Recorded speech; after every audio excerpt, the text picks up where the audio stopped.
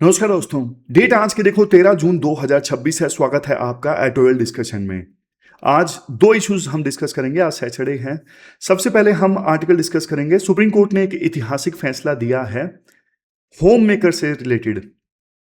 देखो, home makers की जो इनकम है ना, वो काउंट नहीं होती। दिन रात होम मेकर्स काम करती हैं घर में, लेकिन जीडीपी में वो उनका कुछ काउंट नहीं होता। लेकिन कम से कम देखो, मोटर एक्सीडेंट की जो ट्रिब्यूनल होती हैं, अगर अनफॉर्चुनेट डेथ हो जाती है महिला की एक्सीडेंट में, तो उनको कैसे कंपनसेशन मिलेगा। कम से कम इस चीज में अब सुप्रीम कोर्ट ने फ्लोर सेट कर दिया है कि होम मेकर की इनकम कम से कम 30,000 मानी जाएगी। तो ये पूरा आर्टिकल हम डिस्कस करेंगे। दूसरा आर्टिकल कोल एक्सचेंज रूल से संबंधित है, ये भी हम डिस्कस करेंगे। कोयला, अभी क्या होता है कि लॉन्ग टर्म कॉन्ट्रैक्ट साइन होते हैं कोयले के एक्सचेंज में, लेकिन सरकार ने फैसला लिया है कि एक ऑनलाइन प्लेटफॉर्म बनाया जाएगा और उस ऑनलाइन प्लेटफॉर्म पे कोयले की खरीद फरोख्त होगी। आप पीडीएफ डाउनलोड कर सकते हो इस टेलीग्राम चैनल को ज्वाइन करके। चलिए डिस्कशन स्टार्ट करते हैं। हमारी आज की डिस्कशन में first important article supreme court की रूलिंग के बारे में है, जिसमें उन्होंने होम मेकर्स को नेशन बिल्डर कहा है। आप अपना सिलेबस में जीएस पेपर 1 के इस टॉपिक से आर्टिकल को रिलेट कर सकते हो। सबसे पहले आर्टिकल में ना एक कोट बताया जाता है। मेरिन वेरिंग का कोट है, फेमस इकोनॉमिस्ट हैं। उनकी एक किताब है इफ वुमन काउंटेड। ऐसे में अगर राइटर का नाम लिखो ना, मतलब कोट लिखो, तो बुक का नाम लिखो तो और भी बढ़िया हो जाता है। तो बुक का नाम है इफ वीमन काउंटेड। उन्होंने ये पूछा था, अगर देखो एक माँ बच्चे को ना दिन भर संभालती है, तो वो चीज जीडीपी में क्यों नहीं काउंट होती। सोच के देखो, आपकी माता जी सुबह 5 बजे उठती हैं, रात को 11 बजे सोती हैं, कोई संडे नहीं, कोई सिक लीव नहीं, लेकिन उनकी सैलरी क्या है? जीरो, बिल्कुल जीरो। सोसाइटी देखो, उन्हें ना इकोनॉमिकली अनप्रोडक्टिव मानती है। और इसी सिस्टम को बदलने के लिए ना सुप्रीम कोर्ट ने एक हिस्टोरिकल रूलिंग दी है। पहले कंटेक्स्ट आप समझिए रूलिंग का। सुप्रीम कोर्ट की जो रूलिंग आई है ना, इसका कंटेक्स्ट आप समझिए। देखो, एक होम मेकर की मान लो अनफॉर्चुनेट एक्सीडेंट में डेथ हो जाती है, तो उसके परिवार को कंपनसेशन कैसे मिलेगा। पहले तो देखो कोर्ट्स ये कह देते थे कि इनकी इनकम तो जीरो है, होम मेकर्स की इनकम जीरो है, तो इसलिए होम मेकर की अगर एक्सीडेंट में डेथ होती थी ना, तो फिर कंपनसेशन भी बहुत कम मिलता था। लेकिन अब इस सोच पे सुप्रीम कोर्ट ने ना ब्रेक लगा दिया है। सुप्रीम कोर्ट ने ना नए रूल्स बनाए हैं मोटर एक्सीडेंट क्लेम ट्रिब्यूनल के लिए। और कौन से एक्ट के अंतर्गत ये रूल्स बनाए गए हैं मोटर एक्सीडेंट क्लेम ट्रिब्यूनल के लिए? एक्ट का नाम है मोटर व्हीकल एक्ट 1988। इसके सेक्शन 165 के अंदर रूल बनाए गए हैं होम मेकर्स को कितना कंपनसेशन मिलेगा उसके लिए। तो 5 पॉइंट्स हैं सुप्रीम कोर्ट के नए रूल्स जो हैं उसमें। पहला पॉइंट, लीगल फ्लोर। अब देखो, किसी भी होम मेकर की जो नोशनल इनकम है ना, मतलब मान ली गई इनकम जो है, वो कम से कम 30,000 पर मंथ होगी। इससे कम जो एमएससीटी है यानी ट्रिब्यूनल है, वो अवॉर्ड नहीं कर सकता। तो पहला रूल ये है।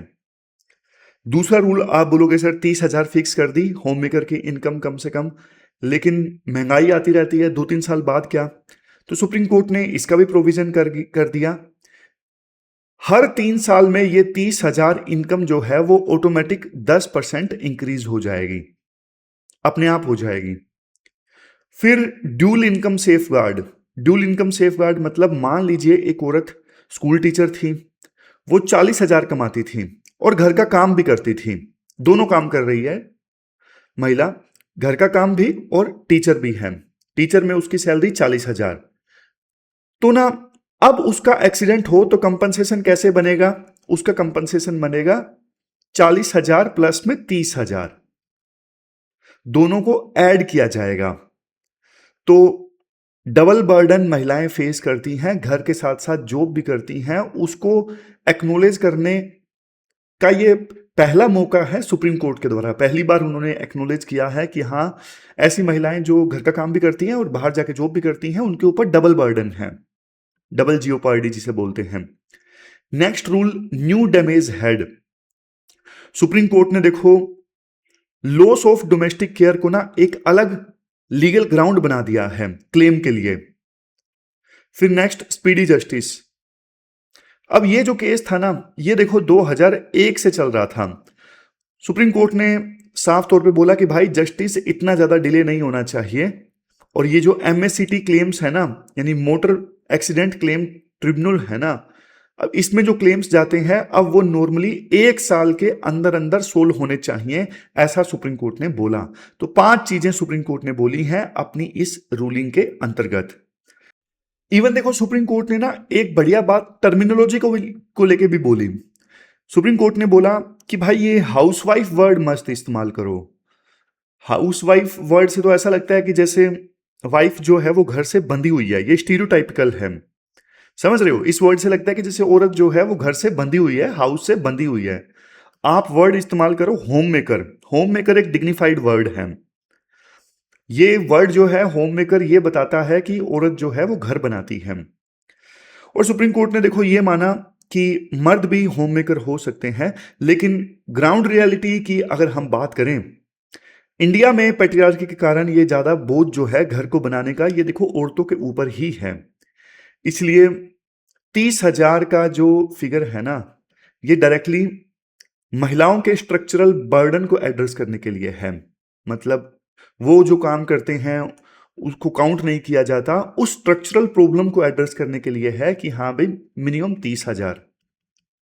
एक ना सर्वे हुआ था, टाइम यूज सर्वे। उस टाइम यूज सर्वे में क्या निकल के आया, 15 से 59 साल की जो औरतें हैं ना, हर दिन 7 घंटे अनपेड काम करती हैं। वहीं जो पुरुष हैं सिर्फ 3 घंटे से कम अनपेड काम करते हैं। ये देखो डेली लिमिट, महिलाएं 7 घंटे से ज्यादा अनपेड वर्क और पुरुष लेस देन 3 आवर्स। यहां पे डिफरेंस आ गया। दूसरा, औरतें जो हैं मर्दों से देखो 2.6 गुना ज्यादा केयर गिविंग वाला काम करती हैं। केयर गिविंग मतलब बच्चों और बूढ़ों की देखभाल वाला काम करती हैं। तब भी वो देखो बाहर जॉब कर रही हैं। ये डबल बर्डन की हमने बात की। पुरुषों से 2.6 टाइम ज्यादा केयर वाला काम, फिर भी वो बाहर जाके जॉब करती हैं। और अगर देखो इस अनपेड लेबर को अगर हम जीडीपी में काउंट कर लें, तो ये देश की जीडीपी का देखो 15 से लेके 17% के बीच में होगा।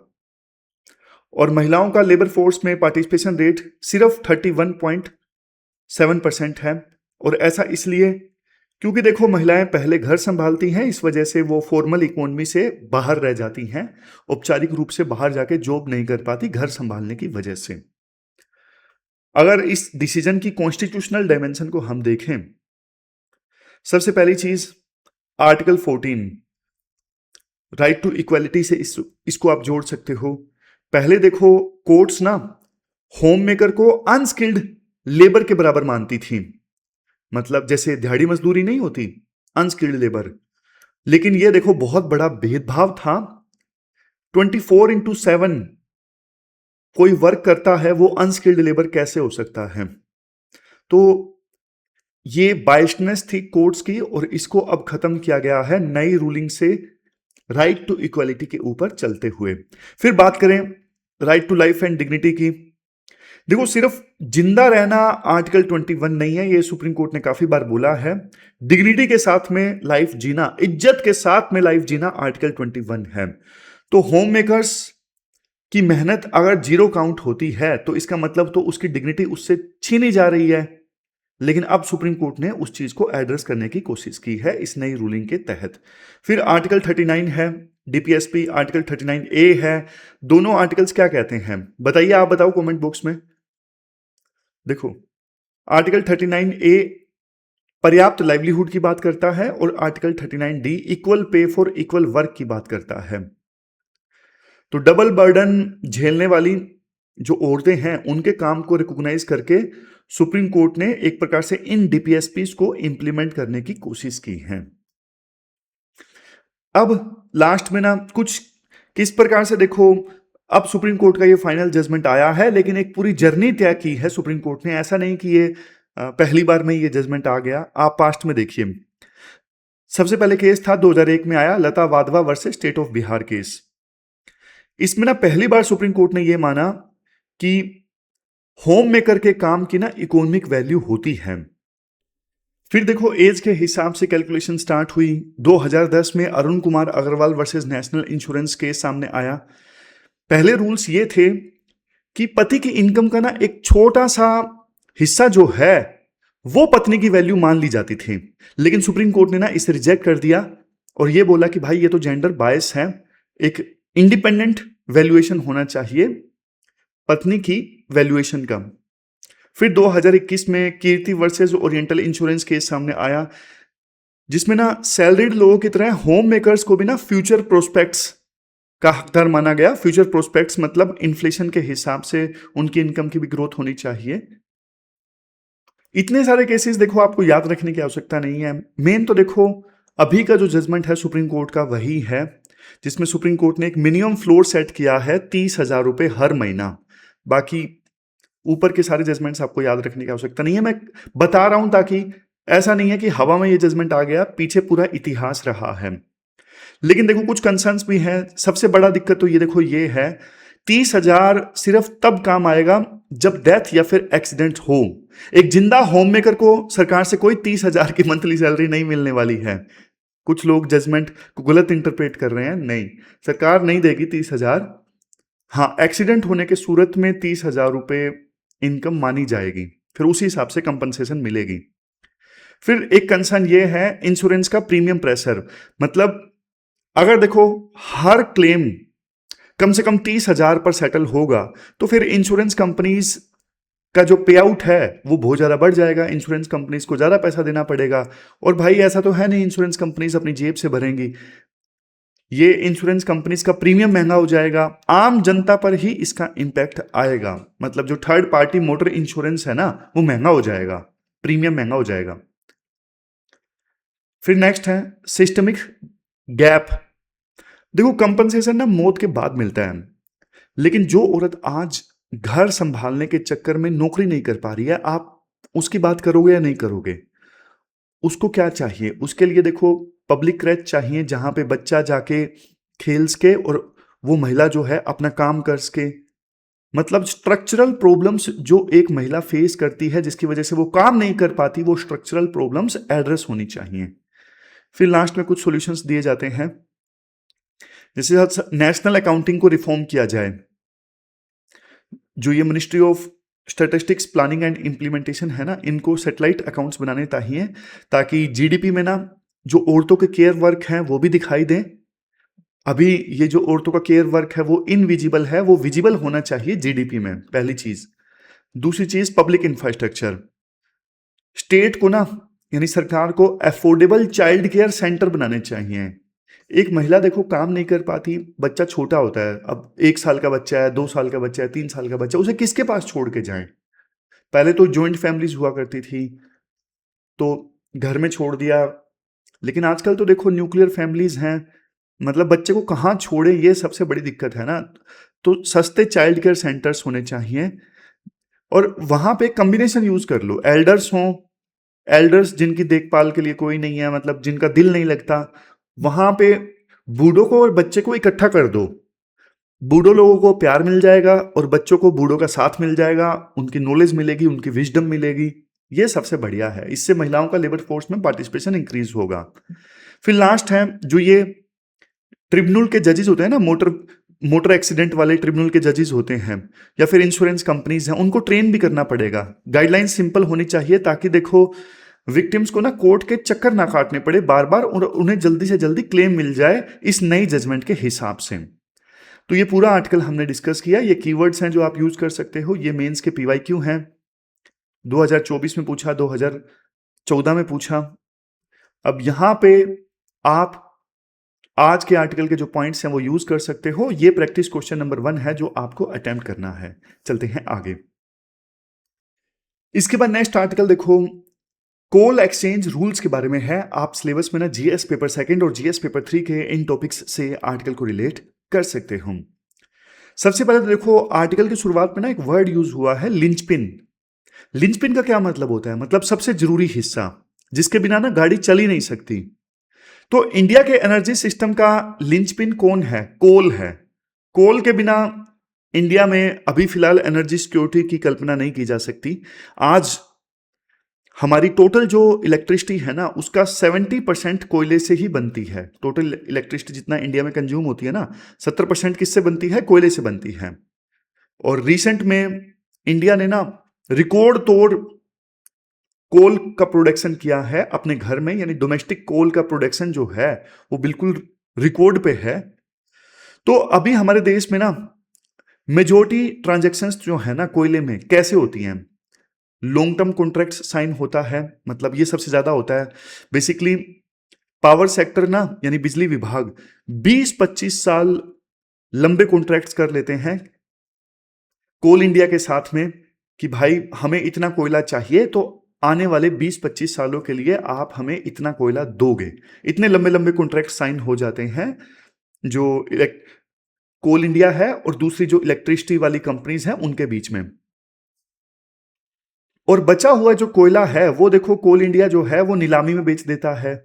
समझ गए? पहले तो लंबे लंबे कॉन्ट्रैक्ट साइन कर लिए कि हाँ भाई इस इलेक्ट्रिसिटी मैन्युफैक्चरिंग कंपनी को 20-25 सालों के लिए कोयला देना है, लेकिन फिर भी थोड़ा ज्यादा मान लो कोल इंडिया ने प्रोडक्शन किया है तो फिर वो बोली में बेच देता है।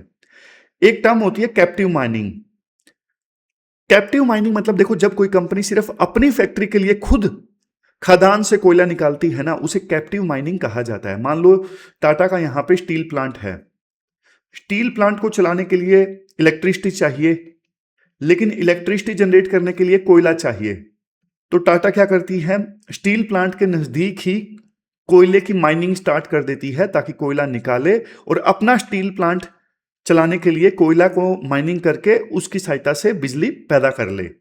तो टाटा ने ये अपनी फैक्ट्री चलाने के लिए किया है कोयले की माइनिंग, तो उसे बोलते हैं कैप्टिव माइनिंग। इंपोर्ट का तो आपको पता ही है, जब फिर भी कमी रह जाए कोयले की तो फिर वो हम बाहर से मंगवाते हैं। लेकिन अभी के सिस्टम में दिक्कत क्या है? अभी के सिस्टम में देखो दिक्कत है, आज के जो बायलेटरल एग्रीमेंट्स है ना बहुत ज्यादा ओपेक हैं। ओपेक मतलब बिल्कुल ट्रांसपेरेंट नहीं है। समझ गए? जैसे आज कोल इंडिया ने मान लो दूसरे इलेक्ट्रिसिटी मैन्युफैक्चरिंग कंपनीज के साथ में एग्रीमेंट कर रखे हैं, वो एग्रीमेंट ट्रांसपेरेंट नहीं है, ओपेक है। करप्शन काफी ज्यादा होता है, ट्रांसपेरेंसी नहीं होती और अंडर द टेबल डीलिंग्स काफी ज्यादा होती हैं। ब्यूरोक्रेट्स कॉन्ट्रैक्ट के नाम पे पैसा खा जाते हैं, कमीशन खा जाते हैं। लेकिन अब आए हैं गेम चेंजर अभी के रूल्स, कोल एक्सचेंज रूल्स 2026। राइटरिंग के बारे में बोलते हैं coal exchange rules 2026। Better late than never वाली बात है, मतलब काफी पहले आ जाने चाहिए थे, चलो कोई बात नहीं, लेट आए हैं, दुरुस्त आए हैं। क्या है बेसिक समझते हैं। देखो इंडिया में ना ऑलरेडी कमोडिटी एक्सचेंजेस हैं। कमोडिटी एक्सचेंज समझते हो ना, जैसे एमसीएक्स। एमसीएक्स पे कमोडिटीज जैसे कि देखो सिल्वर, इन सब का ना ट्रांजेक्शन्स होते हैं, खरीद फरोख्त होती है इन कमोडिटी एक्सचेंजेस पे। लेकिन देखो वो जो कमोडिटी एक्सचेंजेस है ना वो फाइनेंशियल मार्केट की तरह काम करते हैं। वहां सिर्फ कागजों पर या फिर डिजिटल ट्रेडिंग होती है, एक्चुअल जो डिलीवरी है ना कमोडिटी एक्सचेंज पे वो बहुत कम होती है। समझ गए? लेकिन कोल एक्सचेंज ना, जो कोल को एक्सचेंज करने के लिए रूल्स बनाए हैं ना, एक फिजिकल डिलीवरी प्लेटफॉर्म बनेगा जिसमें कोल से रिलेटेड ट्रांजैक्शंस होंगी और कोल की ना एक्चुअल में डिलीवरी होगी। पहले जो मैंने आपको बताया ना कोल इंडिया लंबे कॉन्ट्रैक्ट साइन कर लेती थी, अंडर द टेबल डीलिंग्स होती थी, ब्यूरोक्रेट्स करप्शन पैसा खा जाते थे। लेकिन सोच के देखो अब कोयले से संबंधित जो डीलिंग्स हैं वो एक ऑनलाइन प्लेटफॉर्म पे होंगी, वहां पे ऑनलाइन ऑक्शन वगैरह होगी, सब कुछ ऑनलाइन होगा। तो और ऑक्शन होके फिजिकल डिलीवरी भी होगी कोयले की। बाकी जो एमसीएक्स वगैरह है जहां पे कमोडिटीज की खरीद फरोख्त होती है वहां पे तो सिर्फ डिजिटल होती है, वो एक्चुअल डिलीवरी नहीं होती कमोडिटीज की। लेकिन कोयले के लिए जो प्लेटफॉर्म होगा उस पे तो देखो ट्रांजैक्शंस के साथ साथ एक्चुअल में कोयले की डिलीवरी भी होगी। ये फर्क है। तो जो फिजिकल डिलीवरी प्लेटफॉर्म बनेगा ना कोल के एक्सचेंज के लिए, वहां पे कोयले का खरीदना और बेचना बहुत आसान हो जाएगा, डिलीवरी भी होगी। जो की बेनिफिट्स हैं वो इस प्रकार से हैं। सबसे पहला है प्राइस डिस्कवरी मैकेनिज्म। सप्लाई और डिमांड के हिसाब से कोयले का रेट तय होगा। नेक्स्ट है ट्रांसपेरेंसी, यानी सब कुछ ऑनलाइन और रेगुलेटेड होगा, करप्शन खत्म होगा। छोटे जो कंज्यूमर्स हैं उनको एक्सेस मिलेगी। छोटे कंज्यूमर्स जैसे एमएसएमईज हैं, ईंट भट्टे वाले हैं, उनको अब इजीली कोयला मिल जाएगा। नेक्स्ट है मार्केट बैलेंसिंग, मतलब जिस स्टेट में सरप्लस कोयला है वो देखो शॉर्टेज वाले स्टेट को बेच पाएगा, सीधी सी बात है। तो जो नए कोल एक्सचेंज रूल्स 2026 आए हैं ना, उनसे ये सारे फायदे होंगे, समझ गए। और फिर देखो आर्टिकल ये कहता है कोल एक्सचेंज का जो डिजाइन है ना, बिल्कुल पावर एक्सचेंज जैसा होगा।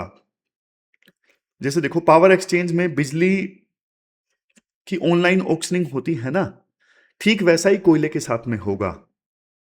अब बिजली को बेचा खरीदा जाता है, लेकिन उसकी डिलीवरी ग्रिड ग्रिड के थ्रू होती है। लेकिन कोयले की डिलीवरी फिजिकली होगी, ट्रेन में ले जाया जाएगा या फिर ट्रक में ले जाया जाएगा, जैसे भी है। फिर नेक्स्ट चीज देखो, बिजली जो है वो तो फंजिबल है, मतलब बिजली तो बिजली है। आप यूं नहीं कह सकते ना ये अच्छी बिजली, ये खराब बिजली। नहीं, इलेक्ट्रिसिटी तो इलेक्ट्रिसिटी है, पंखा हर प्रकार की इलेक्ट्रिसिटी से चलेगा। लेकिन एक दिक्कत ये है, कोयले की ना क्वालिटी होती है, घटिया क्वालिटी का कोयला, अच्छी क्वालिटी का कोयला, तो ये डिफरेंस आ गया दोनों में। फिर नेक्स्ट है, देखो वैसे तो जो पावर एक्सचेंज है बिजली की खरीद फरोख्त करने के लिए, टोटल हमारे देश में जितनी इलेक्ट्रिसिटी की खरीद फरोख्त होती है ना, पावर एक्सचेंज में जो खरीद फरोख्त होती है वो तो बहुत छोटा हिस्सा है। मान लो पूरे देश में 100% इलेक्ट्रिसिटी बेची जाती है, खरीदी जाती है, उसका सिर्फ 1-2% पावर एक्सचेंज में खरीद फरोख्त होती है इलेक्ट्रिसिटी का। लेकिन जो प्राइस तय होता है ना पावर एक्सचेंज पे, वो एक प्रकार से बैरोमीटर है। फिर उसी प्राइस पे बाहर भी बिजली को बेचा और खरीदा जाता है, समझ गए। यानी पावर एक्सचेंज पे जिस रेट पे इलेक्ट्रिसिटी की खरीद फरोख्त होती है, वो एक प्रकार से बैरोमीटर बन जाता है, वो सिग्नल बन जाता है कि भाई इलेक्ट्रिसिटी का ये रेट चल रहा है। अब देखो कोयले के मामले में भी ऐसा ही होगा। ये जो नया कोयले के लिए एक्सचेंज बनेगा ना, उस पे कोयले की खरीद फरोख्त होगी, तो ये भी एक प्रकार से प्राइस सिग्नल बन जाएगा। और फायदा छोटे बिडर्स को होगा, जिन्हें देखो प्रीमियम देना पड़ता था पहले कोयला खरीदने के लिए, मतलब हाईएस्ट बोली लगानी पड़ती थी, उनका बहुत पैसा जाता था। लेकिन अब वो जिस रेट पे कोल एक्सचेंज पे कोयला बेचा खरीदा जा रहा है ना, उस रेट पे खरीद सकेंगे, तो ये उनके लिए फायदे का सौदा होगा। रेगुलेटर इसके लिए CERC है, इसके लिए कोल कंट्रोलर ऑर्गेनाइजेशन ऑफ इंडिया है। पावर एक्सचेंज में मेनली बिजली खरीदी और बेची जाती है, मतलब खरीदी जाती है इलेक्ट्रिसिटी डिस्ट्रीब्यूशन कंपनीज के द्वारा, बेची तो इलेक्ट्रिसिटी मैन्युफैक्चरिंग कंपनीज के द्वारा है। और यहां पे कोल एक्सचेंज में फोकस रिटेल कंज्यूमर्स पे होगा। तो ये डिफरेंस है पावर एक्सचेंज और कोल एक्सचेंज के बीच में। ये फंजिबिलिटी वाला पॉइंट तो मैंने आपको बता ही दिया। इलेक्ट्रिसिटी तो इलेक्ट्रिसिटी है, अच्छी बुरी नहीं होती, लेकिन कोयला तो टोटली फंजिबल नहीं है, अच्छा कोयला खराब कोयला होता है। अब राइटर बोलते हैं देखो ये जो एक्सचेंज है ना अच्छे से काम करेगा, उसके लिए 4 चीजें होना जरूरी है। एक तो मजबूत ग्रेडिंग स्टैंडर्ड होने चाहिए, मतलब कोयले की क्वालिटी के हिसाब से उसको क्लासिफाई करो। क्वालिटी का एश्योरेंस होना चाहिए, ऐसा नहीं कि भाई आपने ना अच्छी क्वालिटी का कोयला खरीद लिया एक्सचेंज पे जाके, लेकिन आपके फैक्ट्री में आया घटिया क्वालिटी का कोयला। ये तो क्वालिटी का एश्योरेंस बहुत जरूरी है। कॉन्ट्रैक्ट साइन क्लियर होने चाहिए, लिक्विडिटी के रूल्स होने चाहिए कि कितने दिनों में पैसा मिल जाएगा, और जो भी मैकेनिज्म है उनका स्ट्रिक्ट इन्फोर्समेंट होना चाहिए, तब जाके ये कामयाब होगा, अदरवाइज कामयाब नहीं होगा फिर ये कोल एक्सचेंज। कुछ सॉल्यूशंस भी देते हैं राइटर, मतलब कुछ चैलेंजेस और सॉल्यूशन की बात करते हैं। जैसे अभी ना कोल इंडिया लिमिटेड की मोनोपोली है, प्रोडक्शन में मोनोपोली किसकी है? कोल इंडिया की है। तो भाई इसका जो स्टांस है वो डिसाइड करेगा कि ये जो कोल एक्सचेंज है वो सफल होता है कि नहीं होता। दूसरा, मान लो किसी ने एक्सचेंज पे जाके, कोल एक्सचेंज पे जाके कोयला खरीद लिया, लेकिन रेलवेज और पोर्ट्स के थ्रू ना डिलीवरी इजी होनी चाहिए, और हर कोई बुक कर सके रेलवेज के थ्रू, पोर्ट्स के थ्रू, ये मैकेनिज्म होना चाहिए। कई बार छोटे MSMEs को पता ही नहीं होता, और इंफ्रास्ट्रक्चर पुअर होता है काफी ज्यादा। Next, price volatility safeguards. अब ऐसे भी हो सकता है कि स्पेकुलेटर जो हैं इस चीज का गलत फायदा उठाएं, रेट जो है रातों रात बहुत ज्यादा बढ़ जाएं कोयले के, या घट जाएं। तो सर्किट ब्रेकर होने चाहिए प्राइस को स्टेबल रखने के लिए। जैसे शेयर मार्केट में किसी शेयर का प्राइस एकदम से बढ़ जाता है ना, तो उसकी ट्रेडिंग पे रोक लग जाती है, वैसे ही सर्किट ब्रेकर यहां भी होने चाहिए। Next, dispute resolution mechanism. बहुत मजबूत ग्रीवेंस रेडरेसल मैकेनिज्म होना चाहिए, ताकि जो भी डिस्प्यूट्स हों उनको जल्द से जल्द एड्रेस किया जा सके। लास्ट में राइटर देखो एक बात बोलते हैं, हम देखो एनर्जी ट्रांजिशन की बात तो करते हैं बार बार, लेकिन भाई एनर्जी ट्रांजिशन रातों रात नहीं होता। ऐसा नहीं है कि सोलर एनर्जी, विंड एनर्जी 2 दिन में आ जाएंगे, बहुत टाइम लगेगा। अभी हमें कोयले के ऊपर ही डिपेंड करना पड़ेगा। तो कोयले के सेक्टर में ट्रांसपेरेंसी लाने के लिए सरकार ने बढ़िया ये स्टेप लिया है, कोल एक्सचेंज रूल्स, जो कोल एक्सचेंज का प्लेटफॉर्म बनेगा। उम्मीद है कि इसे अच्छे से इंप्लीमेंट भी किया जाता है। तो ये पूरा आर्टिकल हमने डिस्कस किया। ये कीवर्ड्स हैं जो आप यूज कर सकते हो आंसर्स में। ये क्वेश्चन पूछ लिया था 2019 में। अब ये प्रैक्टिस क्वेश्चन है जो आपको अटेम्प्ट करना है। आज का क्वेश्चन नंबर 2 है। तो आज देखो 2 आर्टिकल्स हम डिस्कस करेंगे। ये थी हमारी आज की डिस्कशन। कल मिलते हैं फिर से एक नई डिस्कशन के साथ। तब तक आप अपना ध्यान रखिए, अच्छे से पढ़िए। Thank you very much for discussion.